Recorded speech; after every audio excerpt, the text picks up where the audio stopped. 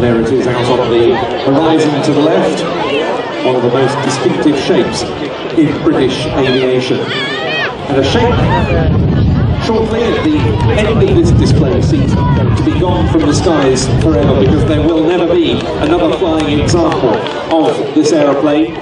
Tribute, not least to the generosity of the British public, who have given over time around £22 million to enable the aeroplane to be preserved in flying condition. It's been a remarkable story in itself. It was an aeroplane retired by the RAF in 1993 and sold into civilian hands, was able to take to the air as such in 2007, and then since the middle of the 2008 season has entertained us and indeed to some extent educated us on the display circuit.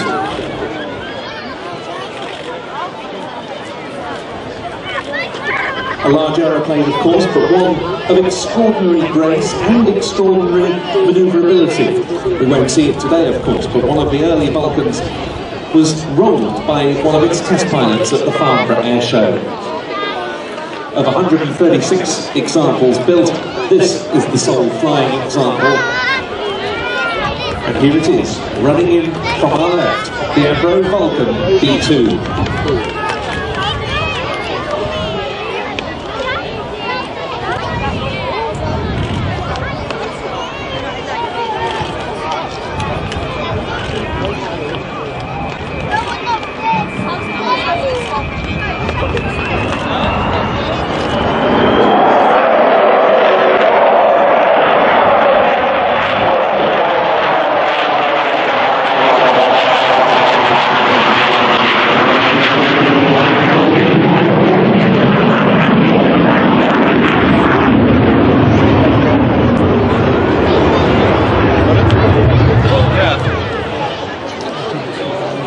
Prototype of the Vulcan, the Avro 698, took to the air for the first time in 1952. On the RAF of April 1982, that single aircraft was supported by 11 Handley Page Victor tankers in attacking the runway at Port Stanley in the Falklands.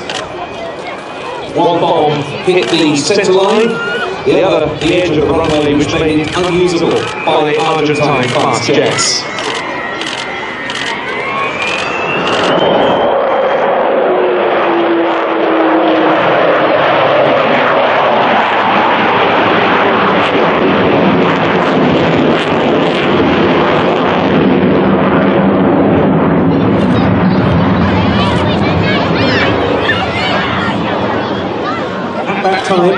It was the longest bombing raid in history, a round trip of some 7,760 miles. It was set off in 1993.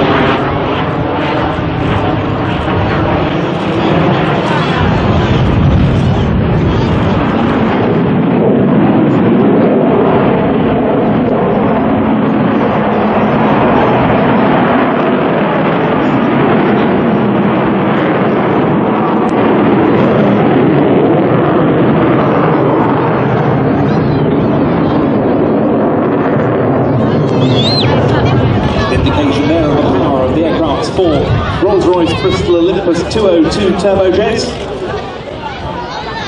some 16,400 pounds of thrust each. When this aircraft was sold off by the RAF, many would have believed its flying days were over, but David Walton had purchased the airframe along with all the available spares, and he and Dr. Robert Fleming both felt that it deserved more than a life on static display. The Vulcan to the Sky Trust was formed and began a remarkable effort to get it flying. As the aircraft, you see the bomb bay open,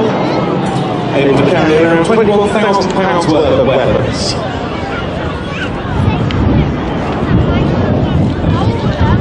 It was in October 2007, along with the technical authority companies, BAE Systems, Marshall Aerospace and Rolls-Royce, other companies who have assisted, the likes of AD Holdings, Airbus, Beagle Technology, Avro Aerospace, Greenwich, Kingsley Airways, Airbus,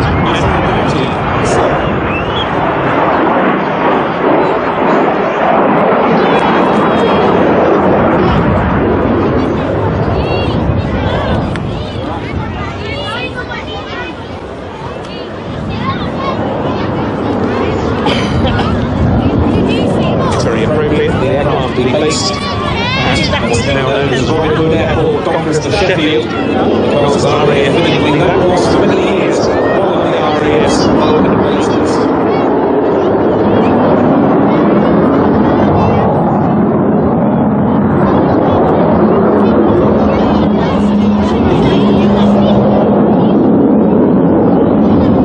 The hope is that next year XH558 will begin a new life when what's known as the Etna project begins to come about at Robin Hood Airport, an aviation academy and heritage skills centre where the aircraft will be able to be maintained in fast taxiing condition.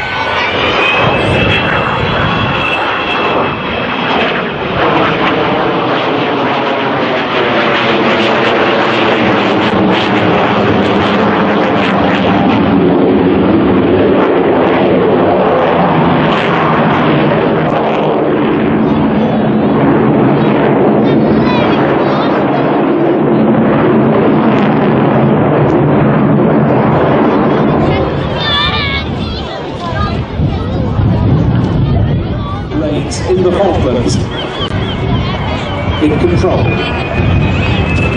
This is the final pass, the final display here at Rhyl XH558.